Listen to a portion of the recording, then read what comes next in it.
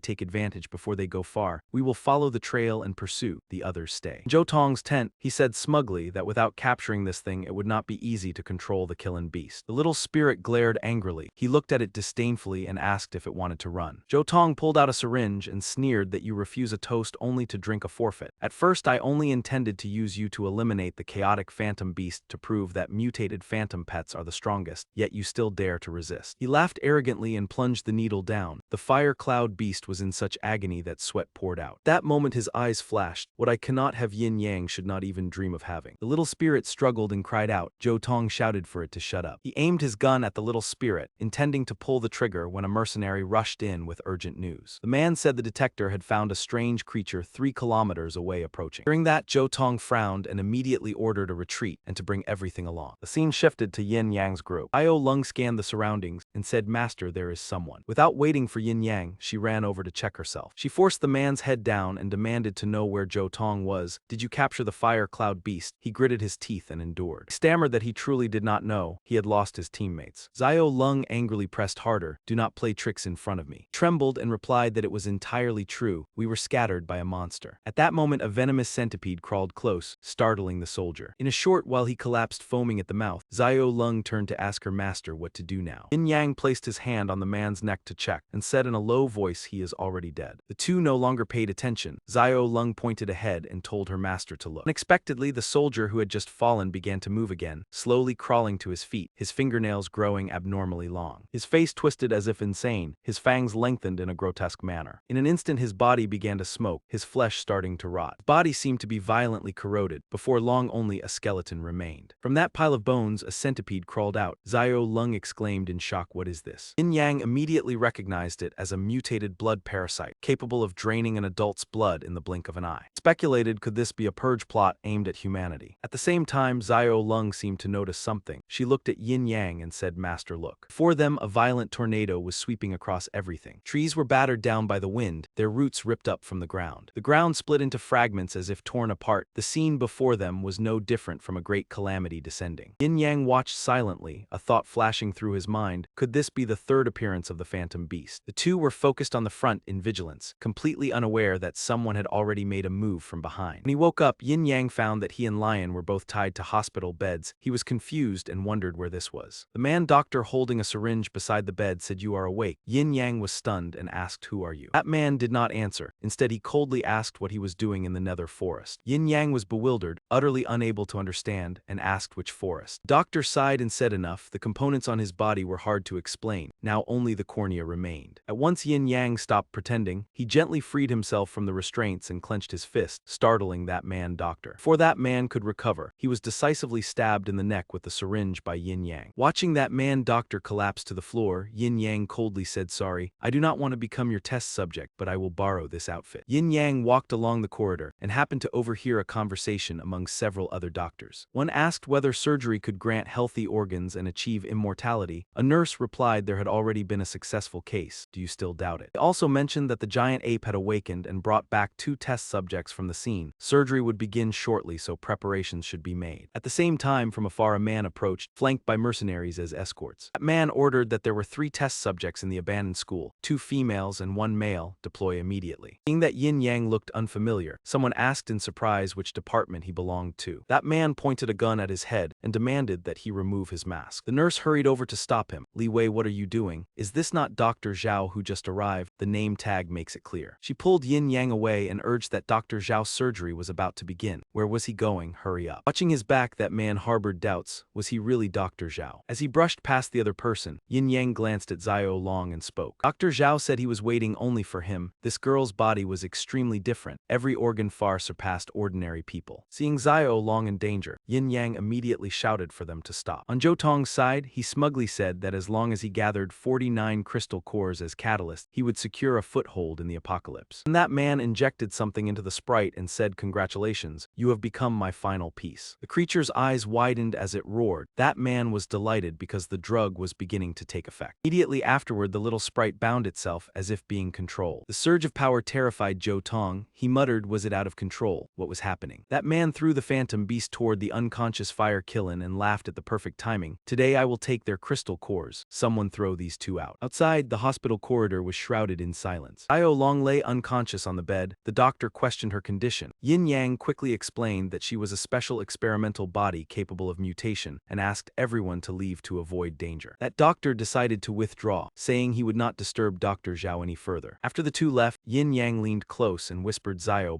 wake up." Department head saw the commotion and stepped over to ask what had happened. The man wearing only trousers hurriedly explained that he was not a pervert. He was Dr. Zhao. He had been drugged, which led to this situation. Department head asked in confusion how there could be 2 Dr. Zhao. Then who was in the room? The newcomer said that was an imposter. Immediately they rushed over and kept pounding on the door, calling for Dr. Zhao to open it. Department head anxiously urged them to open the door. Suddenly several soldiers appeared and shouted for them to step aside. They broke the lock and stormed into the ward. That man was stunned to see the bed empty and immediately ordered all exits sealed. At this moment, Yin Yang had already disguised himself as a janitor pushing a garbage cart. The soldiers moved in groups to search the surroundings. Seeing him pass by, one of them shouted for him to stop. That man intended to open the trash can lid to ask what was inside. Yin Yang awkwardly replied that it was medical waste with strong radiation. He just lifted the lid slightly, without looking when an order came through telling everyone to assemble. That man hurried off and responded clearly. In fact, Yin Yang had already anticipated the situation earlier and told Xiao Long to keep quiet. After that, he decisively pointed toward the front of the garbage cart. Outside the city, everything was temporarily temporarily calm. Two managed to escape in time and drove away. Xiao Long let out a sigh, saying it was a narrow escape from death. But Yin Yang remained pensive. It was not over yet. The extremist organization wanted to wipe them out to dominate the world. If they wanted to live, they had to gather forces and eliminate them. Xiao Long smiled with full trust. Master will surely succeed this time. On reaching the destination, Yin Yang immediately stepped on the brake. The car stopped on a barren wasteland. The two got out and surveyed the surroundings. Suddenly, he discovered the fire Kilin lying unconscious ahead. Not only that, the little sprite was there as well. He called out to them in worry. Yin Yang clenched his fists in remorse and said, "Sorry, I failed to protect you." Witnessing this scene, Xiao Long was enraged and shouted Zhou Tong's name, demanding reckoning. Yin Yang had to speak to calm Xiao Bai. He softly reminded her that they should first take them away from here. Elsewhere, Zhu Zhou and two others were facing countless mutated phantom beasts and trying to stop them from approaching. Li Wei intended to find a way to draw their attention. Facing the gigantic phantom beast, Zhu Zhou worriedly warned that the smell of blood would make them even more ferocious. Meng Jiao immediately ordered the summoning of Nether Strike to attack. However, behind her, a phantom beast was stealthily closing in. Li Wei stood in a corner and coldly ordered that not a single one be spared. It was an order. That moment, Xiao Long appeared and shouted like thunder. With just one spin, she knocked down the phantom beast, threatening Meng Jiao. Li Wei turned pale in shock and muttered a dragon. Then that man showed interest at witnessing the beautiful strike. He did not expect to encounter such a top-tier phantom pet in the apocalypse. In the air, Xiao Long continued fighting fiercely. Yin Yang immediately shouted for her to stop. That man did not know it was Yin Yang's phantom pet, and even praised that at such a young age he was protected by the white dragon. During the order, Xiao Long immediately descended to the ground. She looked at him in relief and said luckily she arrived in time. Li Wei marveled that it was a white dragon capable of transformation, truly rare. That man asked what she had just called him, master, so she was his phantom pet. Yin Yang calmly replied, was there anything surprising? Li Wei praised endlessly that at such a young age he had already tamed a top-tier phantom pet. His beast taming skills must be extraordinary. Yin Yang said irritably, if you have something to say, then say it plainly. Only then did that man introduce himself as Li Wei, commander of the special forces, and proposed that he join under his command, promising to train him into a beast sovereign. Yin Yang asked with interest, train him into a beast sovereign, then what rank was he? That man turned to call the others and said the special forces were recruiting talents. The ladies should come with him as well. Yin Yang bluntly asked earlier he wanted to kill them, yet now he wanted to recruit them. What did he take them for? Li Wei laughed loudly and proposed 1 week. The two would battle with phantom pets. If he lost, then he would follow him. What did he think? He almost did not think further and replied at once, since it has been decided, you should withdraw. Meng Jiao ran over full of expectation and pressed for answers. What happened? Have you found the fire cloud beast yet? Yin Yang hesitated before replying, the fire cloud beast did. A moment later, he led the group toward the building in the distance. Yin Yang arranged for the fire cloud beast and the little spirit to rest temporarily in a sealed room. Thuk Nui slowly said that their core crystals had been taken. With our current condition, it is likely. Suddenly, a small notebook appeared before everyone's eyes. The pages flipped on their own to the exact place Yin Yang was searching for. Skimmed through it quickly and told Meng Jiao that the diary recorded a solution, the extreme cold ice flower. Meng Jiao asked in confusion, what kind of book is this? How can it guide us every time at a critical moment? Yin Yang frankly expressed his guess. Perhaps the ancient beast tamer linked the fire cloud beast, the diary, and the mythical rank phantom beast into a locked cycle, waiting for later generations to unravel it step by step. Chu Zhou continued, I once heard that the ice flower on the extreme cold mountain can prolong life, but almost no one who goes there ever returns. He sat silently beside the fire Kilin, his voice heavy. I cannot just watch them wither away. Meng Jiao resolutely took responsibility. Yin Yang and Xiao Bai stay and train. Leave the search for the ice flower to me. But Yin Yang said worriedly, this is too dangerous. I cannot let you go alone. After a while, he became firm as well. We will join too. This cannot be delayed. Meng Jiao proposed splitting up and making a detailed plan. The group entered the map archive room together. Xiao Zhan also brought a gun for self-defense. After finishing their discussion, everyone temporarily dispersed. The fire cloud beast and the little phantom insect could only hold on for 3 days. They would gather here again in 3 days. Xiao Zhan reassured them that weapons to counter ice-type phantom insects had been prepared. In the blink of an eye, night had fallen. Under the moonlight, Yin Yang softly told Xiao Bai that this time he would teach a new move. Xiao Lung transformed into a white dragon. Yin Yang introduced the move named Infernal Prison Dragon Radiance. Instantly, a strange blue flame appeared on his forehead, connecting his mind with Xiao Lung. Following his thoughts, she unleashed a fierce and majestic torrent of firepower. Yin Yang continued to call out the next move, Chaotic Dragon Fist Gale. Flash, Xiao Lung spun and formed a massive whirlwind. He decisively pointed at the building opposite and shouted, Sky-rending dragon roar. Following the command, Xiao Lung blasted a violent pillar of fire at the designated spot. Next morning at the camp, Zhou Tong spoke up, Master called me back for something. Li Wei said sternly that he had reviewed all reports about Yin yin-yang and the white dragon. They must not be underestimated. Zhou Tong looked through the documents and confidently said that he had fought him several times. Though strong, he still had flaws. Leaned close to Li Wei's ear and revealed a sinister smile. I have thought of a way. Noticing something unusual about Lei Dian, Yin-yang asked anxiously, Zio-si, what is wrong? The loudspeaker on the wall suddenly sounded. Welcome to the underground fortress, a place that punishes intruders. Its body will soon collapse under the strain. In the critical moment, a radiant beast soul appeared. Yin-yang hurriedly sent his thoughts. Zio-zi, hold on. I will help you. Guide the energy to your danshin and slowly expel it. It struggled to regulate itself, using all its strength to force the toxic energy out of its body. Seeing Lei Dian return to normal, Yin-yang let out a breath of relief but reminded her, you have recovered. Do not be greedy again in the future. Elsewhere in a silent space, Meng Jiao lay motionless, then gradually woke from her coma. She sat in the middle of a strange room with countless cameras aimed at her and asked in shock, where is this place? Feeling uneasy, she looked around and called out loudly, is anyone here? Bizarre mask suddenly appeared on the screen and greeted her. Meng Jiao immediately demanded angrily to know who he was and why he had captured her. The masked man calmly said, do not panic, just follow my instructions and I will let you leave safely. Meng Jiao pointed straight at the screen in protest. On what basis should I listen to you? Who are you? He immediately showed a scene of Zio Lung tied up with a blade pressed beside her, saying she had 10 seconds to decide. Seeing Zio Lung in danger, Meng Jiao cried out in panic, Zio Bai. For her friend's safety, she had no choice but to agree. Stop, I agree. She asked firmly, what do you want me to do? On Yin Yang's side, he was still observing the strange statues in the basement and felt puzzled. The mysterious man continued, the eagle beast is originally the main force in team battles but lacks a commander. I have reviewed your experience, eliminate Yin Yang and I will show you this. Do not act rashly, otherwise he will suffer a miserable fate. After hearing this, Meng Jiao whispered wearily, Yin Yang, I am sorry. Yin Yang calmly looked at the giant owl spreading its wings and said, Zio Zai, prepare for battle. 7 red-eyed demon owls swooped down at once. On the other side, Meng Jiao concentrated intensely and unleashed the move devouring insect assault. Yin Yang leaped into the air to counterattack. Dazzling stream of blue lightning radiated from the owl's body. Cold voice sounded as it activated the move wind slaughter. At the same time, Meng Jiao secretly transmitted her thoughts to Yin Yang that someone was forcing them to fight each other, and among them was a leader. Defeating it would be enough. The 7 owls lunged simultaneously with overwhelming menace. The ferocious face of the demon owl glowed crimson, exuding a terrifying aura. Realizing the information from her, Yin Yang murmured softly, so that is it. Looking at the 2 remaining pearl pills in his hand, he thought to himself that it was fortunate he still had some in reserve. Yin Yang immediately used one. Pearl pill flew straight into the owl's mouth. He fell to the ground and loudly warned, Zio Si, be careful. Suddenly the owl became unusually docile. Immediately after came a loud explosion. Thick black smoke billowed everywhere. Back to Meng Jiao, the mask said coldly, worthy of the national champion, I will give you one last chance. Iron chamber, mechanical light. The scene shifted to a cold and empty underground parking lot. Yin Yang observed the surroundings and remarked that this place resembled a mechanical-type battlefield environment. From afar, a 4-legged creature approached, letting out a threatening growl. Superpower rank 3 mechanical phantom tyrant declared that intruders into the forbidden power zone would be punished, with the skills electric shock impact, mechanical shield, and flashing lightning dash. The mutated Lei Dian emitted lightning around its body. Yin Yang firmly issued the command, Zio Si, prepare to attack. Confronted the phantom tyrant head-on. Observing the strange reaction, he realized it seemed to be absorbing that electric current. The phantom tyrant laughed loudly in provocation, taste my power. Extremely powerful bolt of lightning struck down, forcing Yin Yang to dodge quickly. While moving, he analyzed the situation and said, Zio Si, we must find its weakness. After carefully observing every movement, he suddenly discovered its fatal point and ordered an attack on its power source. Lei Dian unleashed a massive bolt of lightning straight at the phantom tyrant's head. At first glance, it seemed completely unaffected. Suddenly, the phantom tyrant's body flared with a blinding pink light and it howled in pain. Surging current seemed to be penetrating deep inside its body. Seeing the lightning display its overwhelming might, Yin Yang beamed with delight, calling out, come here and let me have my fill. Fixed his gaze on the county overlord who was slowly approaching. Suddenly, its body could not withstand the pressure and it collapsed to the ground. Yin Yang crouched down to inspect the spoils of war, murmuring softly, illusory insect heavenly chrysalis. On the other side, the man wearing the bizarre mask grew suspicious, believing that no matter how gifted Yin Yang was, he could not possibly break through 2 trials in a row and seize their heavenly chrysalis. Someone must have secretly tipped him off. Meng Jiao was restrained by 2 subordinates and shouted angrily, what are you trying to to do, you ungrateful petty villains. She even turned back to warn them, Yin Yang will never let you off. Scene shifted to the hospital. Xiao Lung lay unconscious on the bed when a hand holding a syringe suddenly moved closer. The cold needle pierced into her arm without hesitation. After a while, Xiao Lung gradually woke up, and the person beside her asked softly, "You are awake." She looked at the two nurses in front of her in confusion and asked where this was. Seeing her about to sit up, the nurse hurriedly reminded her, "Miss Bai, you cannot leave the bed yet." Still not understanding what was happening, Xiao Lung flung her hand away and shouted, "Who are you? Do not stop me." Amid the chaos, a strange man with an elegant demeanor walked in. He looked up at the newcomer with guarded eyes. The man merely smiled faintly, his calm expression unreadable. Xiao Lung stared intently at the unfamiliar face that somehow gave her a strange sense of familiarity. Suddenly, a hazy memory surfaced, two children holding hands and running in the rain, along with a voice echoing, "Min Hiern, have you ever heard of that legend?" The name that suddenly appeared in her mind left her stunned, Min Hiern. Xiao Lung stood up and said cautiously, "I seem to have some memories about that name." But before she could finish, her head spun and she sighed weakly, "I am truly very tired," and he gently advised Xiao Bai, "Just lie down and rest." Even after lying down, she continued to question him, "Min Hiern, tell me what exactly happened. Why did I wake up here?" Min Hiern fell silent for a moment before recounting. "That day I was preparing to discuss matters with the city lord of the underground city. While there, I discovered that you were unconscious, so I found a way to take you away. I was also ambushed that day and lost consciousness. I do not know what truly happened, but I was determined to bring you back. Xiao Bai, I am sorry for having the physician examine you without asking first. Your head was seriously injured and needed an injection. I hope you will cooperate with the treatment." Xiao Lung struggled to sit up and replied, "No, I still have things to do," but he firmly held her back. "We will talk about everything after you have fully recovered." Due to the medicine and her weakened body, Xiao Lung's eyelids gradually drooped. She murmured, "I am so sleepy." Min Hiern gently reassured her, "Focus on healing, I will protect you." And he turned and whispered something to the nurse. Immediately after that, Xiao Lung was given another injection. She quickly fell into a deep sleep. Min Hiern's eyes flashed with a cold glint as he said softly, "Sleep." It turned out that everything before had been secretly arranged by him. He had ordered her to be brought back. Min Hiern looked at her with a meaningful smile as an invisible force spread out. "Xiao Bai, you have never met Yin Yang. Your master has only one person, that is son Min Hiern." Surroundings suddenly trembled violently, and the space around them began to distort. That man channeled his power and cast the first trial, domain control technique. Rings of magical light shot toward Yin Yang. He sidestepped to evade them and rushed forward, saying softly, "Spirit exchange technique." Rings of light immediately reversed direction and struck straight back at their owner. Yin Yang easily passed the first trial and advanced to the next. The opponent created a massive whirlwind and unleashed ultimate mind shift energy. Yet he calmly dodged, his movements clean and skillful. It was time to counterattack. Yin Yang raised his hand and pointed forward, gathering all his spiritual power. Just a flick of his hand, those people were blasted far away. In another room, everyone was gathered in discussion. Elder Li said in a deep voice, "Yin Yang's offensive power is too strong. Our defenses are nearly broken. Do any of you have suggestions?" Jenny Falling Star Maiden, 28 years old, calm in temperament, outstanding in ability, currently the deputy city lord in charge of security outside the dungeon. Captain Hu glanced at her and said, "The city lord has not returned. For now we should stabilize him and properly receive his companions." In another room, Zhu Zhou said anxiously, "Meng Jiao, it is good that you are fine. Has anyone seen Xiao Bai?" Tu Zhan replied, "When we woke up we were already here. We have no idea where Xiao Bai went." She added uneasily, "Xiao Bai is far from ordinary, which makes it even more dangerous. We must find a way to leave this place." Outside, a group of people quietly moved toward the entrance of the large cave. The leader said coldly, "Yin Yang has gone inside. We only need to wait for the right moment." Another man observed through binoculars, "There is an extremist organization nearby. We must be extremely careful. Once both sides have worn each other down, we will make our move and reap the final benefit." During the meeting, Elder Li said slowly, "If none of you have any other opinions." Captain Hu stepped forward with a stern face. "I object. Treat him as an honored guest. He killed knights, destroyed the Iron House. The 5 illusory insect masters are still unconscious. You are all too foolish." Jenny sat with her legs crossed in an imposing manner and replied that before leaving, "The city lord instructed us to take care of his illusory insects. Matters within the city need not concern the captain." Captain Hu stroked his chin and sneered, "Do you think I am merely a lackey? What a bunch of incompetents." Scene shifted to a luxurious mansion. As soon as Yin Yang entered, staff respectfully guided him inside. He casually swept his gaze around the surroundings. In front of him, Jenny was already waiting and smiled as she said, "Mr. Yin Yang, welcome to the underground city. Please have a seat." Walking into a room filled with delicacies, Yin Yang thought to himself, "This place cares greatly about appearances. Could this be another banquet trap?" And he smiled lightly, "I did not expect that you are not only skilled in beast taming, but also quite witty." Min Hiern stood there solemnly, one hand behind his back and the other gesturing toward a chair. "Mr. Yin Yang, please be seated. "The previous banquet trap was merely a defensive measure. I hope you will forgive us." Yang sat down leisurely and replied, "I understand. Safety is always the most important." Jenny continued, "The underground city is willing to release your companions and hopes to establish friendly ties." Yin Yang raised his brow slightly, thinking to himself that this was another trap. The scene shifted to a dark prison, illuminated only by a faint flickering flame. On the wall was a small window the size of a palm, about half a meter high. Zhao gripped the iron bars and shouted loudly, "Come quickly, someone has fainted." The person outside ran in and asked what happened. The door burst open and a cold-faced man holding a knife walked in. He cast a sharp glance at Meng Jiao and Zhu Zhou. Meng Jiao leaned against Zhu Zhou's shoulder, her face filled with exhaustion. That man tightened his grip on the knife and lunged toward the two of them. Zhu Zhou shouted in alarm, "What are you trying to do?" A gunshot rang out from behind. Zhao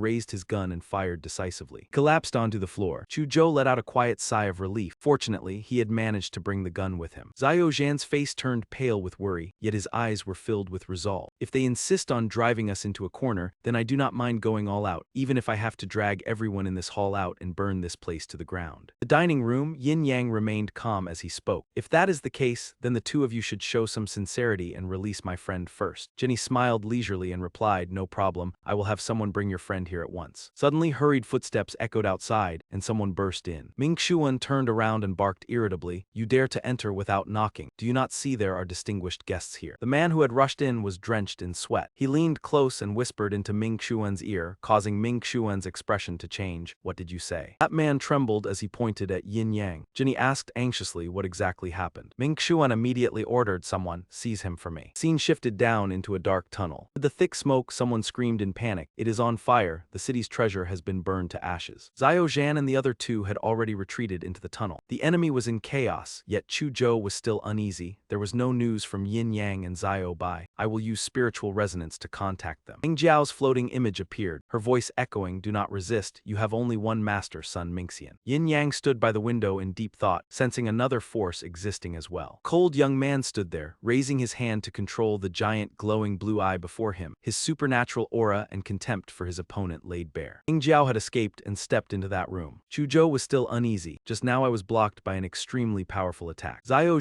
hid himself and watched the soldiers scatter in panic. "They are searching for us. We cannot stay here long. Retreat at once." Ming Jiao's eyes shimmered with unease, wondering how Yin Yang was now. Jenny spread her arms to shield Yin Yang, stopping the crowd. "Wait." She said clearly, "I have already brought the person here." Ming Xuan entered with two subordinates, his hands in his pockets. "Hold on, he cannot leave. His friend just escaped from prison and even set fire to the city lord's most precious mystical beast." Yin Yang replied calmly, "There may have been a misunderstanding. If my friend truly did as you said, then I will apologize on his behalf." Ming Xuan lowered his voice and ordered, "Take him away and wait for the city lord to return before deciding. Inform the Shadow Fang unit, spare no effort in the pursuit." Then he frowned disdainfully, "Do you really think your Shadow Fang unit is invincible? They are nothing more than a pack of barking curs." The subordinates escorted Yin Yang away. Ming Xuan turned back with a cold smile, "I have no time to explain to you, move." Then he watched him leave and silently vowed, "Yin Yang, I will definitely save you." The patrol team led hunting dogs as they searched everywhere, combing through every corner. Dogs stopped at the entrance of a tunnel, catching a scent, and continued investigating. The three hurried deeper into the endless tunnel. Ming Jiao glanced back and saw the patrol closing in. "Hurry, they are about to catch up." Zhao exclaimed, "There is light ahead, quickly go there." Three rushed toward the light, then halted abruptly. "Damn it. After all that turning we ended up back where we started." Sweat beaded on Chu Zhou's forehead. "Are we trapped here?" Meng Jiao reassured him, "Do not worry, I have a way." They had already been surrounded tightly by men holding guns. One of them sneered as he aimed his gun at the three. "Let us see what tricks you have left." Meng Jiao smiled faintly, "Then open your eyes and watch." Suddenly a giant fox lunged forward, throwing the soldiers into panic. Everyone stared in stunned astonishment. She shot into the air, skillfully dodging a barrage of bullets. A soldier from earlier fell to the ground yet still shouted, "Chase them for me." The three broke free and rushed into the forest behind them, but they were still pursued relentlessly. All forces were mobilized. Three people fled from the direction of the Red Prison, with a whole pack of mystical beasts behind them. Chai had been relaxing in the forest when he heard the commotion and immediately grew alert. Character appears female, 25 years old. He saw the three fleeing figures. The one in the middle looked like Chu Zhou. "It really is him, I must save him at once." Beneath the clear blue sky, sunlight blanketed the lush, vibrant forest. Chu Wai ran over and patted him on the shoulder joyfully. "I finally found you." Chu Zhou beamed. "These past few years I have been carrying out missions outside." They chattered eagerly upon meeting. "The higher-ups know you have been by Yin Yang's side all along. Now Now it is time to close the net, and that divine beast can only belong to us. How is the situation inside? Chuzhou shared, everyone covets the divine beast. Ruthless organizations are lurking around us. If we do not eliminate them first, they will continue targeting it. Chu Wai nodded, that makes sense. Chuzhou continued, the girl with me is Meng Jiao. She holds a lot of information. We can rely on her strength. Meng Jiao spoke up, I understand the layout of the city well. Once we enter, just follow my instructions. Yin Yang is the key to finding the divine beast, so we must rescue him first. Chai agreed, with her support we will save half the effort. Meng Jiao's gaze was firm. Yin Yang, I will definitely bring you out. At the base, Jenny crossed her arms solemnly. The guards have just changed shift. This is the best opportunity to help Yin Yang escape. Jenny said decisively, I will take you out of here. The city lord values talent. Once you are safe, I will explain. Yin Yang was worried. Doing this will put you in great danger. She stepped outside, yet a sense of unease rose within her. Something was wrong. A glowing tiger with fangs, claws, and blazing eyes appeared. So someone wants to silence you. How despicable. Ferociously charged straight at Yin Yang. He immediately spun aside at incredible speed to evade it. As the tiger slashed with its claws, Yin Yang remained calm and used telekinesis to cut off its attack. Tiger gradually slumped down, as if sinking into a deep sleep. Jenny clutched her head and shouted angrily, Bastard, are you determined to drive him to his death? She took a deep breath to calm herself, then grabbed Yin Yang's hand quickly. 3 ferocious snow leopards were closing in. 2 were forced before a door. Jenny hurriedly said, Yin Yang, go in first, I will hold them off. Before him stood a massive door. Yin Yang hesitated. What kind of cursed place is this? He cautiously stepped forward and reached out to press the button on the door. Sound rang out, making him start and look up. The door slowly creaked open. Yin Yang swiftly pulled Jenny inside, taking temporary shelter within. 2 cautiously walked deeper inside. Suddenly, a mystical beast soared upward. Jenny was astonished. What place is this? Yin Yang felt uneasy as well. This is my first time here too. Frowned and moved closer. Could this be the scene from when the first mystical beast appeared centuries ago? Looking at the mystical beast floating before him, he felt an inexplicable sense of familiarity. Yin Yang suddenly remembered something, his eyes narrowing as he saw its muscles transform powerfully. Could it be? He recalled the Sea of Flames years ago, 2 mystical beasts fighting within it. Humanity at that time had used heavy weapons to grievously wound it, and then it fled here. Yin Yang gaped, sweat pouring down as he looked at the line of words behind it. What exactly does it mean? The mystical beast writhed and transformed. He wondered, could it have reverted to its infant form and been reborn? His eyes widened. Wait, rejuvenation, rebirth. Lowering his head in thought, is it not exactly like when Xiao Bai and I were reborn? He stepped closer to the glowing stone. Could mythical grade mystical beasts all possess the ability to reverse time before death? As Yin Yang was channeling power from the stone, Jenny suddenly screamed, someone is chasing us. He immediately linked with the stone, activating a torrent of spiritual power surging like a storm. The stone instantly cracked apart and shattered into countless tiny fragments. A dense cloud of dust engulfed the 2 of them. He raised his hand toward the erupting surge of energy and shouted softly, break. His finger pointed at the phantom beast, and a dazzling beam of light shot out violently. The beam pierced straight into the center of the phantom beast's forehead. Eyes and horns immediately blazed with radiant light. Jenny trembled as she pressed close to Yin Yang. How could a mythical grade phantom beast appear here? Yin Yang recalled the moment just now when his power had been diverted to stop the phantom beast. Break. He suddenly understood, no, what attacked us just now was not its true body but only its projection. He calculated silently, if his guess was correct, then the weakness of the mythical grade phantom beast must be right here. Looking at the monster flaunting its power, could it also be a reborn being? The scene shifted to another place beneath lush green canopies. A long straight road stretched ahead, lined with thriving trees on both sides, appearing utterly peaceful. Xiao Bai walked beside Min Hin. He clasped his hands behind his back solemnly. You can rest assured and stay here to recover. His face was cold. Xiao Bai, your siblings have already left. Xiao Bai clutched her head in pain. It hurts so much. Min Hin gently reminded her, it is time to take your medicine. Xiao Bai followed the servant and left. Min Hin stood watching with a resolute gaze. Sooner or later I will find that bloodline. The scene shifted to where Meng Jiao was. He studied the map in silence. This is the best opportunity to save benefactor Yin Yang. It must be seized. Meng Jiao looked down at the crowd below. One of them spoke up. Just follow her instructions. 2 men in suits discussed in low voices. They say the underground city stores countless treasures. Do not worry, whoever dares block our path will face the consequences. Scene continued to shift to a dark cellar. The city lord was speaking with Jenny. Our thoughts truly align. Yin Yang walked in. Jenny swiftly introduced him. City lord, this is. The old man turned and said, no need to explain, I know who he is. Yin Yang smiled. How does the city lord know an unknown person like me? The old man replied sternly, you are no ordinary person. You won the National Phantom Pet Grand Competition that year. I noticed you from then on. Frowned slightly. The greatest strength of the underground city is intelligence. To be honest, I have been secretly observing you for a long time. Yin Yang felt a trace of unease. Then what do you intend to do? The city lord said in a deep voice, to save humanity, the only way left is to eliminate that mythical phantom beast, and this responsibility can only be entrusted to you. Hearing this, Yin Yang was stunned. In another room, Meng Jiao heard the men in suits shouting, "Whoever seizes the treasures in the city will own them." She immediately objected, "We did not come here to plunder." A fierce-faced man in a suit shouted, "Whoever dares block my path will not have an easy time." Zhu Zhou leaned close to Meng Jiao and whispered, "Fighting over them will only cause chaos. The underground city surely has guards, we should not get involved." Meng Jiao pressed her lips in thought. "Fine, let them confront each other. That way we will have a chance to save Yin Yang." The scene changed to a cave. Three major forces formed an alliance and led their troops to break through the gate. Two phantom beasts, a tiger and a winged lion with a bird's head, charged forward ferociously. A heavy-class robot stepped forward to intercept. Tiger lunged and slammed hard into its metal body. On the other side, the bird-headed beast soared up and battled fiercely with a snow leopard. Meng Jiao tried to run out, but was blocked by gigantic beasts like snakes and bears. She stood frozen and cried out in panic, "Yin Yang, where are you?" A giant fox flew over. She shouted, "Nether, help me find Yin Yang." Fox hovered above the large beast, its sharp eyes scanning the surroundings. Sweat dotted Meng Jiao's face. Over there, on the tree-lined road, Jenny, Yin Yang, and the city lord were running in haste. They rushed to a door. Jenny shouted loudly, "Get inside." A creature with blazing red eyes slowly opened its eyes to look. Inside, the phantom beasts and other creatures were fighting fiercely. Meng Jiao saw Yin Yang searching and called out loudly, "Yin Yang." He ran over joyfully. Yin Yang smiled. "Meng Jiao, it really is you." The two embraced. Yin Yang whispered, "Let us leave this troublesome place." He held her back to reassure her, "We cannot withdraw yet." On the other side, the crowd was still locked in intense combat. The city lord turned pale and stammered, "What should we do now?" Suddenly, everyone retreated at once. "Be careful, something is approaching." Phantom beast awakened from within the stone, its crimson eyes shining brilliantly. Two men in suits panicked. A mythical-grade phantom beast. One of them shouted, "Why are you still lying there? Counterattack now." The phantom beast stretched its body and charged straight at one of the suited men. Its power erupted violently. The others were so frightened their faces turned pale. Rocks and debris flew everywhere. The enormous phantom beast stood towering before everyone. "What kind of monster is this?" A man in a suit said, trembling, "This is mythical grade." With a single sweep of its tail, it sent many people flying. The phantom beast continued to charge, its claws slashing out. Energy surged from it without end. The current twisted into a vortex that swept everything around. The bird collapsed. Turned to the robot and defeated it with a single strike. The suited men panicked and shouted to retreat. Chaos engulfed the area. Stones fell with dull thuds. "We cannot hold it. Run quickly." City Lord raised his head. "This is the final legacy left by the old City Lord, the guardian beast of the city." He said in a low voice, "Once a mythical phantom beast emerges, the world will hardly remain peaceful." A suited man was flung into the air by the monster's blow. Yin Yang frowned, "This is too much." Meng Jiao said, "If you want to stop it, I will fight by your side." The two of them stood calmly before the phantom beast. Yin Yang stepped forward and shouted loudly, "Stop." He lightly tapped his staff against its head, shocked. Meng Jiao and the fox also channeled their power at the same time, sealed. Phantom beast raised its head high and roared with overwhelming might. Yin Yang raised his hand and placed it on top of its head. He grasped a stone that was emitting light. Meng Jiao looked at the stone with satisfaction. So the thing that fought us earlier was only a scale fragment of the mythical phantom beast. Yin Yang also watched intently. "I once heard that some dragon-like illusion beasts can create countless different illusions." He tried closing his eyes to sense that source of power. Perhaps it would help us. The stone glowed, countless rays of light interwoven like a net, seemingly pointing out the location of its true body. The scene changed again. The two of them knelt beneath the illusion beast, tears brimming in their eyes. A woman revealed a look of joy. It was Xiao Bai. Turned out to be a fragment of the city lord's memory, and the myth-level illusion beast had always been hiding within the Dragon Clan ruins. Yin Yang strode forward quickly. There was no more time to delay. We must act at once. City Lord spoke up to remind them that everything must be handled with extreme caution. The scene shifted to a dark place filled with countless upright stone slabs. Yin Yang advanced while warning everyone to stay alert. Hiding behind a boulder, Min Heen revealed a sinister smile. The prey had walked straight into the trap. A series of strange objects flew toward them. Chu Chao immediately warned that there were 7 in total. Hu Lai leapt up and charged forward to meet them in battle. Min Heen widened his eyes, rushed out, flung the ring from his hand, and shouted to leave them alive. Energy from the ring began to erupt. Yin Yang's illusion beast immediately lunged forward in response. It counterattacked fiercely, knocking Min Heen's group away. Yin Yang asked in alarm, "Where is Xiao Bai?" He was injured, blood soaked through his clothes, yet he still smiled coldly. At that moment, a shout came from behind telling them to stop. Li Wei showed interest in Chu Tong's proposal and told him to speak. Chu Tong replied that they might as well use a dragon to create a dragon steed. Li Wei let out a meaningful laugh. and immediately made his move. The scene shifted, Xiao Bai's voice rang out. Once the master has mastered these ultimate techniques, he will surely win the battle. In the distance, two men cautiously ran toward them. Both raised their guns, aiming straight at Xiao Bai and Yin Yang, ready to fire. Lo, Yin Yang said they might not need to use ultimate techniques in this battle. Xiao Bai asked in surprise what he meant. A man muttered softly, preparing to act. Strange green syringes were suddenly fired toward them. Yin Yang hurriedly stepped in front of Xiao Bai, telling her to be careful. 3 syringes shot over and pierced deeply into Xiao Bai's body. She immediately felt the needles stab into her skin, damn it. Immediately afterward, Xiao Bai unleashed a surge of magic power around her body, knocking all the syringes away. The wall where the two men had been hiding suddenly exploded as well. Xiao Bai intended to chase after them. Stop, Yin Yang quickly stopped her, telling her not to push them into a corner. Are you alright? Xiao Bai replied that she was fine, but this group must have been sent by Chu Tong. Yin Yang picked up a syringe to examine it. Could it be that the target had already been marked on her body? Xiao Bai said proudly, just let them come, I am not afraid. Master need not worry. The most concerning thing now is not knowing how things are on Sister Meng Jiao's side and with the fire cloud beast. Scene shifted inside Li Wei and Chu Tong's building. A man reported that they had obtained the white dragon's blood sample and were conducting gene recombination. Before long, a completely new white dragon would be born. Chu Tongkai let out a cold laugh and instructed his subordinates to keep close watch on Yin Yang and report any changes promptly. The scene changed to a region blanketed in endless white snow. Meng Jiao reminded everyone that the ground was freezing and the slopes were dangerous. They had to be extremely careful. Look over there are plants here. This is likely the ice flower valley marked on the map. Suddenly she felt that something around them was unusual. This is bad, it seems we have awakened something. A dense flock of bluebirds surged toward them. Bone spirit finches, an ice element species that can spit ice spirit orbs which explode into extremely powerful freezing currents that freeze the surrounding. They are also skilled at creating ice illusions to mislead enemy. Though small, they are agile, brave, and know how to use intelligence to protect their companion. Meng Jiao immediately raised her hand and ordered that ice or fire none would be spared. Nether Ming obeyed the command. Nether Ming appeared instantly and shot into the sky. It charged straight toward the flock of bone spirit finches. Seeing that Nether Ming was going too far in its pursuit, Meng Jiao hurriedly called out Nether Ming. Meng Jiao entered the cave. This place also seemed to have been attacked before. Nether Ming stopped. It immediately released the bone spirit finch. Meng Jiao slowly approached the illusion beast trembling on the ground. Do not be afraid, I will not harm you. Tell me what happened. It turned out that their leader had been struck by a mysterious poison and was in critical condition, which was why they had become so hostile. Mr. Chu Chao quickly opened the medicine box. Meng Jiao immediately handed the medicine box to the leader of the bone spirit finches. One of the flock remained wary. Would this be alright? What if they had come to harm the boss? Thanks to Meng Jiao's help, the leader quickly made a full recovery. She looked toward Xiao Zhan. Let us go. The ice flower is more important. Bone spirit finch flapped its wings and called to her, follow me. Not long after, Meng Jiao cried out in joy, found it. Nether Ming, take me over there. Nether Ming, no, hurry and find Yin Yang. Nether Ming shot swiftly through the air as if searching for someone. Tall buildings gradually appeared and then receded behind them. Xiao Bai spoke, Master, I still think this training session should. Yin Yang cut her off when he saw Nether Ming. This is bad. An illusion beast has appeared in the extreme cold region. Xiao Bai suggested that Master hurry to save Sister Meng Jiao. Leave this place to me. Yin Yang asked in astonishment, leave it to you. He replied not to worry. If something happens on Sister Meng Jiao's side, it will be more troublesome. Yin Yang told her not to act recklessly and to wait for him to return. Shadow in the distance silently observed the two of them. A voice rang out telling them to stop it. It was a 5-star extraordinary ice element snow leopard, possessing ice claws that could numb opponents, able to spray cold mist to conceal itself, and roar to summon a blizzard with sharp ice shards attacking over a wide area. Chu Chao said worriedly that she was rushing out. Meng Jiao shouted loudly to lure it away and buy time for Chu Chao. Leopard roared when it saw Chu Chao approaching the ice flower. Xiao Zhan immediately fired several shots at it in succession. This is bad, it seems to know we want to pick the ice flower. Meng Jiao gritted her teeth and said she would risk it. She immediately stood on guard facing the snow leopard. Chu Chao called out worriedly to Meng Jiao. She replied that she was fine, the ice flower was what mattered. Chu Chao cautiously moved closer to the ice flower. She tried to stretch out her hand to touch the flower before her. Suddenly, one of Chu Zhou's steps slipped from its footing. Her body immediately fell straight down, causing Chu Zhou to cry out in panic. Lo Meng Jiao also shouted in alarm, Chu Zhou. Fortunately, Yin Yang and Yu Ming rushed forward in time, catching her before anything could happen. Meng Jiao ran over in relief. while Yu Ming stood beside him. Yin Yang turned his gaze toward the snow leopard, its pupils now glowing crimson. Snow leopard let out a roar and shot forward like an arrow aimed straight at them. The mutated thunder leopard immediately charged out to meet it in battle. Snow leopard suddenly clamped its jaws fiercely onto the mutated thunder leopard's body. Yet only a moment later, the mutated thunder leopard broke free from that bite. Yin Yang shouted, "Kid, get close to the cliff wall." It obeyed at once, immediately moving to the edge of the cliff. In front of the mutated thunder leopard, the snow leopard slowly advanced with a savage glare. The snow leopard leaped to pounce but missed its target, its body plunging down the mountainside from the momentum. Yin Yang carefully reached out to pick the ice flower growing precariously on the cliff face. Meng Jiao spoke up, "Yin Yang, it is fortunate you arrived in time." Yin Yang replied, "As long as everyone is safe, that is enough." Looking at the flower in his hand, Shen Menjiao smiled softly. The fire cloud beast finally had hope of surviving. Yin Yang glanced around. "This place is not suitable to stay long. Let us leave quickly." Scene change. Xiao Bai roared, "Chu Tong, if you have the ability, then face me." The fire cloud beast growled angrily, raising its hand as if to intimidate the opponent. Right after that, it collapsed onto the ground, its body utterly exhausted. Chu Tong sneered, "Yin Yang is nothing more than this. Not a single one of the phantom beasts he trained is strong enough." Xiao Bai angrily shouted, "What is there to be proud of in launching a sneak attack?" Chu Tong burst into laughter. "Yin Yang, just wait and see your ending." Bai Zilong shouted, "I will absolutely not spare you." Chu Tong laughed loudly, "Good, I am always ready to take it on." Xiao Bai looked worriedly at the phantom beast lying motionless on the ground. She raised her hand toward it, and a stream of magic instantly appeared. "Fire Cloud Beast, I will use life essence to sustain your life. You must hold on until the master returns." Scene change in the snowy mountain region where Yin Yang's group was. Yin Yang suddenly stopped and said softly, "Wait." Strange sounds echoed through the air. Yin Yang's expression changed. "This is bad, an avalanche." Sure enough, a massive wall of snow was rumbling toward them. "Run quickly. Climb up along that pine tree." After a while, Yin Yang spoke. "Everyone look." Before them, two unusual polar bears were fiercely charging at each other. One had the upper hand, knocking the crystal off its opponent's head. The ice crystal fell from the forehead of that polar bear. Yin Yang's eyes lit up. This is very likely a treasure of an ice attribute phantom beast. Meng Jiao immediately shouted, "Yu Ming." Yu Ming swooped down at once, swiftly taking the crystal from the polar bear's body. The two polar bears roared furiously at being interrupted. Yin Yang was overjoyed. "Excellent. This is the core of an ice attribute bear, truly a stroke of luck." Chu Zhou suddenly realized the avalanche was closing in. "Everyone look, what should we do now?" Suddenly, the bone spirit sparrows flew toward them. Meng Jiao said happily, "You have arrived." One of the spirit sparrows replied, "I will lead you away." Meng Jiao translated, "It says it will take us out of here." Scene change. Yin Yang called out, "Xiao Bai, we have returned. This time I not only brought back the ice flower but also something else. I will explain later. Where is the fire cloud beast?" Xiao Bai stepped out to greet him, her face full of shock. "Master, something has happened." She cried out, "The fire cloud beast is in a critical condition." Xiao Zhan anxiously asked, "How is it now? Speak quickly." A moment later, Xiao Zhan roared, "Chu Tong, you shameless wretch." Yin Yang crouched down to examine the fire cloud beast lying weakly on the ground. "There is still a chance to save it. Quickly prepare the ice flower." The ice flower in Yin Yang's hand suddenly emitted a glow. Chu Zhou was secretly astonished. How can he cast magic using only his mind? It is the use of immense spiritual power to dissolve or transform a substance to achieve the desired effect. She recalled the teacher's words, "Only those who reach the spirit master level can accomplish this." Not long after, the ice flower in Yin Yang's hand turned into countless tiny crystals. Immediately fed those crystals to the fire cloud beast. In about an hour, it will gradually awaken. Meng Jiao looked at Yin Yang worriedly. "Are you all right?" He replied, "I am fine. I only consumed too much spiritual power. Resting for a while will be enough." But right after that, he suddenly coughed up blood. Everyone called out in panic, "Yin Yang." Meng Jiao hurriedly held him. "Yin Yang, what exactly is wrong with you?" He reassured her, "It is nothing. I just overexerted myself continuously and became a bit exhausted. Resting briefly will restore me." Suddenly, Chu Tong's voice rang out, "Yin Yang, get out here. If you do not come out, I will level this building and then do not expect anyone to survive." Yin Yang struggled to stand. "Support me." Meng Jiao said worriedly, "Do not move. Let me go out and take a look first." Shook his head. Meng Jiao, "I cannot let you face that man alone. Our spirits are linked. I will stand with you against Chu Tong." A moment later, Meng Jiao said coldly, "I wondered who it was, so it is still you." Chu Tong sneered, "Yin Yang truly is a coward, hiding his head, letting a woman take the fight." She replied, "Dealing with you does not require any ultimate move." He narrowed his eyes with a faint smile, quite a bold tone. Immediately an explosion rang out. Shen Menjiao dodged in time. Chu Tong continued to mock, "Do not be too arrogant, witness my ability." He summoned the Demon King, mutated bloodline, fire attribute, special grade. Its skills include Diamond Fist, Meteor Bullet, Starry Sky Destruction. Meng Jiao shouted, "Yu Ming, Hu Zio attack." Yin Yang transmitted his voice, "Meng Jiao, this power is very strange, withdraw quickly." Demon King threw a punch straight at Yu Ming, Diamond Fist. Yu Ming immediately showed pain under that heavy blow. Chu Tong muttered with disdain that Yin Yang is truly a cowardly turtle, hiding behind women to show himself. Yin Yang, in 5 seconds you must step out here, otherwise I will level this place 5, 4, 3. Xiao Zhan gripped his gun tightly. At worst I will risk my life. I have crossed even icy mountains. How could I fear a fame-hungry youth like you? Yin Yang frowned slightly, thoughts swirling in his mind. Ice crystal. Suddenly the door outside was blasted open and shattered to pieces. Following Chu Tong's order, the Demon King charged inside with fierce momentum. Yin Yang pushed Chu Zhou aside and stepped forward, saying coldly, "You have arrived." Yin Yang immediately condensed an ice shield to confront the Demon King. A streak of shimmering blue light flashed past, grazing the Demon King's forehead. It clutched its head and let out a miserable howl, its face twisted in extreme pain. Chu Tong exclaimed in shock, "This is..." Xiao Zhan raised his gun. "I will take your life." Yin Yang hurriedly stopped him. "Uncle, stop. Your phantom beast is practically crippled. Call Li Wei to see me. You may leave." Chu Tong gritted his teeth. "Yin Yang, just you wait. We'll drag many others to be buried with my phantom beast." The scene shifted. Meng Jiao asked worriedly, "Yin Yang, are you all right?" "I am fine." Xiao Bai asked in astonishment, "Master, how did you think of using the ice crystal against them?" He replied, "I only wanted to test it. This ice crystal made 2 giant illusion beasts fight over it. It is certainly no ordinary item." Meng Jiao smiled. "Luckily we had the ice crystal, otherwise Nether would have been in danger." Yin Yang gently pulled her back. "Based on my experience fighting Chu Tong, his mutated illusion beasts are mostly fire type. The ice crystal restrains them. Only Nether shares the same attribute as them." She replied softly that it was fine. Suddenly a panicked cry rang out, "Help." Chu Zhou looked outside. It must be Chu Tong losing control and attacking innocent people recklessly. Xiao Zhan muttered, "If I had known, I would have dealt with him earlier." Yin Yang said calmly, "Prepare for the final duel. That will be when they pay the price." Chu Zhou asked, "Then how should we prepare?" He replied, "This requires Uncle Xiao Zhan's strength." Xiao Bai reported happily, "Master, the fire cloud beast has awakened." Xiao Zhan could not hide his excitement. "That is great. If it is revived, then my son still has hope." A trace of worry flashed across Yin Yang's face. "Uncle A, we should seize the chance to eliminate Chu Tong first, buying time for the fire cloud beast to recover." Xiao Zhan frowned. "Chu Tong gravely injured the fire cloud beast and nearly cost me the chance to find my son. I will not forget this debt." Yin Yang assigned tasks. Chu Zhou and Uncle form a team, set explosive traps around the school, wipe out the extremist organization members. Understood. Meng Jiao asked, "What about me?" He replied, "Adjust Nether to its best state. When necessary, eliminate the smaller mutated phantom beasts. In this life, I will definitely wipe out the entire extremist organization." Yin Yang cast his gaze toward the distant row of skyscrapers. The scene shifted to the training base of the extremist organization. Li Wei shouted angrily, "I did not expect this to happen." Chu Tong replied, "Master, Yin Yang has never respected you. He secretly colluded with the 3 great families. His ultimate goal is to destroy us." "How is the cloning progressing?" "It has been put into testing. I will take you to see." Inside the iron cage was a white dragon, and a man screaming for his life. The white dragon opened its mouth wide, aiming at the man. Chu Tong said, "Master, the white dragon has tasted blood. As long as you control it a bit more, it will achieve exceptional results." Li Wei chuckled softly, "These exquisite scales and those sharp claws. With it the day we rule the world is not far." Scene shifted. Li Wei spoke, "Yin Yang, you still dream of defying fate and changing destiny." Yin Yang interrupted coldly, "Spare the talk. We do not share the same path. We cannot cooperate." Li Wei sneered, "Since that is the case, do not blame me." White dragon, appear. A white dragon identical to Xiao Bai revealed itself. Yin Yang froze and called out, "Xiao Bai." Xiao Bai immediately responded, "Master, I am here." Yin Yang suddenly understood, so he was the one who stole the soul body. Li Wei provoked Yin Yang, "Let the white dragon fight around." Yin Yang smiled faintly, "Fortunately I prepared in advance. If time is short, I will transmit spiritual power to you, and the ultimate technique Ice Burst 10 souls. Aside from ice-type phantom beasts, the rest can hardly escape. Kid, avenge your sister and eliminate it." The mutated thunder leopard immediately dashed toward the white dragon. White dragon gradually fell into a disadvantage as the ice crystal spread across its body. Li Wei hurriedly ordered, "Increase spiritual power." Advanced streams of force caused the white dragon to stretch and resist. Suddenly Yin Yang shouted down. Li Wei and Yin Yang both focused all their minds on the white dragon. Chu Tong worriedly said, "Wu must hold on." Xiao Bai also watched with equal tension. Li Wei frowned, "The younger generation is formidable." Hundreds of ice spikes suddenly shot out, filling the sky. Xiao Bai cried out in alarm, "This is bad." Li Wei glared at the white dragon opening its mouth. "You." The white dragon suddenly turned and attacked him. Chu Tong cried out in panic, "Master." Yin Yang closed his eyes slightly and ordered, "Withdraw." White dragon immediately soared into the sky. Xiao Bai was bewildered. "Master, what is happening?" He replied, "Too clever for its own good. The white dragon was copied so its memories were copied as well, and I am the true master." Xiao Bai looked around. "Where is Chu Tong? Has he fled?" Yin Yang instructed, "Take good care of the fire cloud beast. We are going to destroy their headquarters." The scene shifted. Chu Tong ran frantically back to the base. "It is over, everything everything is finished. After a while, he discovered a group of people blocking the gate. Chu Tong raised his weapon in panic. Who are you? What do you want? They roared in fury. Repay our brothers' lives. Chu Tong hurriedly begged, no, spare me. But soon he fell, no longer breathing. Inside the headquarters of Li Wei and Chu Tong, Yin Yang ordered, everyone be cautious, capture them alive, destroy the equipment. We must grasp this organization's plans and branches. Inside the base, a few whispered, retreat quickly. Activation devices ready. Before long they will all die here, retreat. A voice suddenly rang out, be careful. His poison gas, cover your noses and mouths. Xiao Zhan looked through the thick smoke, fall back quickly. Yin Yang realized a gate had just descended. A voice echoed, welcome to the Zind laboratory. We have prepared 2 tons of poison gas for you. Enjoy it slowly. Dozens of giant spiders suddenly crawled over and surrounded them. Xiao Zhan immediately raised his gun and fired continuously ahead. Several were hit and staggered before collapsing onto the floor. Yin Yang shouted, Meng Jiao, use your mental power to disrupt them. We retreat to the eastern ventilation shaft. Meng Jiao did not hesitate and immediately activated her ability. Everyone hurry. The spiders were swept by a purple light and fell one after another. Yin Yang continued to command, wipe them out. Suddenly another spider lunged straight toward her. Poisonous smoke spread, making Meng Jiao cough violently. Yin Yang urgently reminded, Meng Jiao, cover your nose and mouth. He turned to Xiao Zhan, hurry, throw a grenade. Xiao Zhan pulled the pin and hurled it forcefully. The grenade shot down into the middle of the swarm. A thunderous explosion shook the space and wiped out the venomous spiders. Once outside the building, Xiao Zhan muttered that they were still one step too late and failed to obtain their confidential documents. Zhou saw Meng Jiao clutching her head and quickly called out, Meng Jiao. Before long, Meng Jiao collapsed onto her shoulder. Yin Yang panicked and shook her, Meng Jiao, wake up. Yin Yang frowned, about to say something, when Zhu Zhou and Xiao Zhan also clutched their heads and groaned in fatigue, their bodies limp and stiff without strength. He solemnly lifted a block of ice crystal and said in a low voice, damn it, a toxin created by the extremist organization. The consequences are unpredictable. Divine Beast Steed, transform ice into water. The ice crystal in Yin Yang's hand emitted a stream of cold air mixed with a faint glow. After a while, their complexions gradually turned rosy again. They sighed and said they felt better. He explained that the ice crystal could only temporarily suppress the toxin. To cure it completely, they must find another way. This place is not suitable to stay long, return first and discuss. The rush to leave, a book fell from Yin Yang. The book hit the ground and its pages opened automatically. Words appeared on it, Nan Luo Divine Valley. To cure this poison, one must find the secret all at Kai Shen Mountain. After reading the guidance, he immediately said, there is a clue, let us go. The scene shifted to a clear blue sky with a peaceful landscape. A magnificent white castle with towering spires stood tall. Inside, a contemptuous voice sounded, just one brat and he scared you like this. Subordinate kowtowed while trembling, minister, Yin Yang is too strong. Fortunately, I escaped in time otherwise. Suddenly, a bullet whistled through the air at extreme speed. That man panicked, his eyes wide in terror. Luo sat cross-legged on a chair with a gun in hand, her gaze icy. The red-haired woman sat on a stone chair, her gun still smoking. The doctor from earlier had been shot down by her. She was Minister Hu Luo, only 24 years old. At this moment, another subordinate entered. Hu Luo ordered, Captain Zhang, I want to know every move of Yin Yang. He immediately replied, understood. The scene shifted. Outside the high-rise buildings, the sky remained bright. In a room, 3 men sat around a table as if discussing a plan. The scene shifted to Nan Luo Mountain. From afar, the group approached. Someone said, according to the book, what we need lies in this valley. Yin Yang's group had arrived. The deeper they went, the thicker the fog became. Yin Yang warned that the fog was affecting mental power. Everyone be careful. Xiao Bai felt uneasy, raised her hand to her forehead and said, Master, something is wrong. They did not realize that from afar someone was secretly watching. 5 continued into the mist. Yin Yang walked in front, reminding them to stay alert. Suddenly a winged fish flew before Xiao Zhan. Zhu Zhou behind also noticed. These flying fish had sharp teeth and fierce eyes. They belonged to the water element, level 3 normal. Skills included fish torpedo, water arrow and sharp spike. Before they could react, one bit Xiao Zhan's arm, causing him to cry out in pain. From within the fog, more flying fish rushed out. Yin Yang frowned and called, Kid. Xiao Sea Lion immediately appeared and unleashed lightning to attack fish. The fish biting Xiao Zhan was kicked to the ground and dealt with. He said angrily, you dare bite me. As he walked, Yin Yang said this valley is strategically positioned, easy to defend and hard to attack. He took another step forward. Immediately his foot stepped into a pit covered by a thin layer of soil. Yin Yang slid down the pit and shouted. Xiao Bai and Meng Jiao rushed over in panic, calling his name. Dai Long placed her hand on Meng Jiao's shoulder and reassured her, do not worry, sister, I will use mental power to contact Master. Her gaze focused intensely. Xiao Long closed her eyes to sense the connection and softly called Master. Suddenly an explosion resounded. She opened her eyes in shock. Someone. Before long, the entire group lay motionless on the ground. Footsteps approached and a cold voice ordered, take them away. The scene shifted into a deep, dark and frigid cave. Yin Yang lay still on the cold stone ground. He slowly opened his eyes and propped himself up, bewildered as he looked around the pitch-dark cave. Groping in the darkness, he he touched a stone slab, and a hidden mechanism was immediately activated. Ground opened, and Yin Yang fell to the basement below. When he fully fell down, the two stone doors above closed shut. Underground, he slowly observed and did not expect that this place concealed a large gate. After walking a short distance, a gigantic shadow emerged from the darkness blocking his path. Yin Yang's expression turned serious before the massive figure, advancing with a heavy aura. System panel displayed information: Pink Knight, Earth Element, Level 2 Superpower, Skills 3 Axe Strikes, Swift Storm, Blazing Sky Charge. Sensing danger, he changed expression and shouted, "Get out of the way." The giant axe slammed down, cracking the ground apart. Yin Yang was astonished. He did not expect this phantom beast to use weapons and possess intelligence. The mutated lightning beast charged forward in a blue glow. Yin Yang ordered, "Avoid the debris, knock it out." The ferocious Pink Knight paused atop the axe handle and observed. A bolt of lightning struck true, causing it to howl in pain. Yin Yang mocked, this time at his roasted pig. Pink Knight fell down, white smoke rising as if admitting defeat. Suddenly 3 medicinal pills appeared. He said, "Treasure pills." He collected the 3 pills into his hand. Lightning sniffed them, eyes shining brightly, saying they smell good. It quickly swallowed one and said in surprise, "Why is it like this?" Yin Yang rubbed its head and laughed, "Greedy kid, do not do that next time." Suddenly its eyes turned blood red and it bared its sharp teeth. Yin Yang was startled and called, "Kid." The body carrying Thunderlight was enveloped by sharp azure lightning bolts, leaving Yin Yang stunned in shock. In the blink of an eye, the small white ferret transformed into a gigantic creature, raising its head and roaring with overwhelming majesty.